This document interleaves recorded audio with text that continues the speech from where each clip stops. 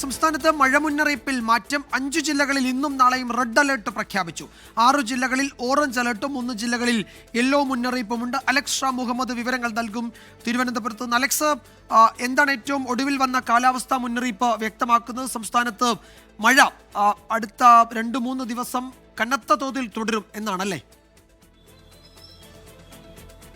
വിജയകുമാർ, തീർച്ചയായും. അതായത് ഇന്നു മുതൽ അടുത്ത 5 ദിവസം സംസ്ഥാനത്ത് അതിശക്തമായ മഴ തുടരുമെന്നാണ് കേന്ദ്ര കാലാവസ്ഥാ വകുപ്പിന്റെ മുന്നറിയിപ്പ്.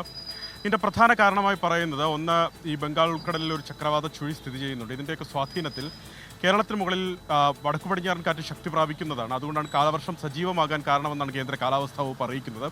അതിശക്തമായ മഴയ്ക്ക് സാധ്യതയുണ്ട്. എല്ലാ ജില്ലകളിലും, അതായത് 14 ജില്ലകളിലും ഈ 5 ദിവസവും മഴ മുന്നറിയിപ്പ് നൽകിയിട്ടുണ്ട്. അതിൽ തന്നെ ഇന്നും നാളെയും ഒക്കെ വടക്കൻ കേരളത്തിൽ അതിതീവ്ര മഴയ്ക്ക് സാധ്യതയുണ്ട് എന്നുള്ളതാണ് ഏറ്റവും പ്രധാനപ്പെട്ട കാര്യമായി കേന്ദ്ര കാലാവസ്ഥാ വകുപ്പ് അറിയിക്കുന്നത്.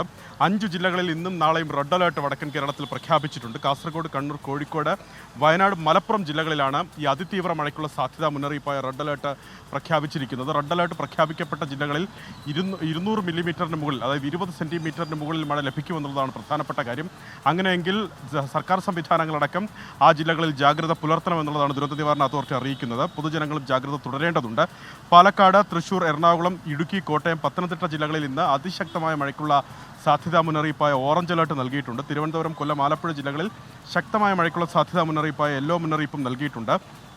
നാളെ തിരുവനന്തപുരം മുതൽ പാലക്കാട് വരെ 9 ജില്ലകളിൽ അതിശക്തമായ മഴയ്ക്കുള്ള സാധ്യതാ മുന്നറിയിപ്പായ ഓറഞ്ച് അലേർട്ടാണ് നൽകിയിട്ടുള്ളത്. ഞാൻ നേരത്തെ സൂചിപ്പിച്ചതുപോലെ ഈ മഴയ്ക്കൊപ്പം ശക്തമായ കാറ്റിന് മണിക്കൂറിൽ പരമാവധി 50 മുതൽ 60 കിലോമീറ്റർ വരെ വേഗതയിൽ വീശിയടിച്ചേക്കാവുന്ന കാറ്റിനും സാധ്യതയുണ്ട്. പ്രത്യേകിച്ച് മലയോര മേഖലയിലും തീരമേഖലയിലും ജാഗ്രത തുടരണമെന്ന് ദുരന്ത നിവാരണ അതോറിറ്റി അറിയിക്കുന്നുണ്ട്. ഈ വിനോദസഞ്ചാരം, ഈ മേഖലകളിലേക്കുള്ള വിനോദസഞ്ചാരം ഒഴിവാക്കണം. പ്രത്യേകിച്ച് മലയോര മേഖലയിലെ വിനോദസഞ്ചാര കേന്ദ്രങ്ങളിലേക്കുള്ള യാത്ര പലയിടങ്ങളിലും നിരോധിച്ചിട്ടുണ്ട്. അതങ്ങനെ തന്നെ പാലിക്കണമെന്ന് പ്രധാനപ്പെട്ട മുന്നറിയിപ്പായി വരുന്നുണ്ട്. കേരള, കർണാടക, ലക്ഷദ്വീപ് തീരങ്ങളിൽ മത്സ്യബന്ധനത്തിന് വിലക്കേർപ്പെടുത്തുകയും ചെയ്തിട്ടുണ്ട്. അതുമാത്രമല്ല, കേരള തീരത്ത് ഓറഞ്ച് അലേർട്ട് പ്രഖ്യാപിച്ചിരിക്കുന്നു. ഉയർന്ന തിരമാലയ്ക്ക്, അത് 3.5 മീറ്റർ വരെ ഉയരത്തിലെ ഉയർന്ന തിരമാലയ്ക്കും അതുപോലെ കടലാക്രമണത്തിനും കടലേറ്റത്തിനും സാധ്യതയുണ്ട്. തീരമേഖലയിൽ മത്സ്യത്തൊഴിലാളികളും തീരദേശവാസികളും ആ പ്രദേശങ്ങളിൽ ജാഗ്രത പാലിക്കണമെന്നും ദുരന്ത നിവാരണ അതോറിറ്റി അറിയിക്കുന്നുണ്ട്. എന്താണെങ്കിലും ശ്രദ്ധിക്കേണ്ട ദിവസമാണ് ഈ വരുന്ന 3-4 ദിവസങ്ങൾ. ജയകുമാർ.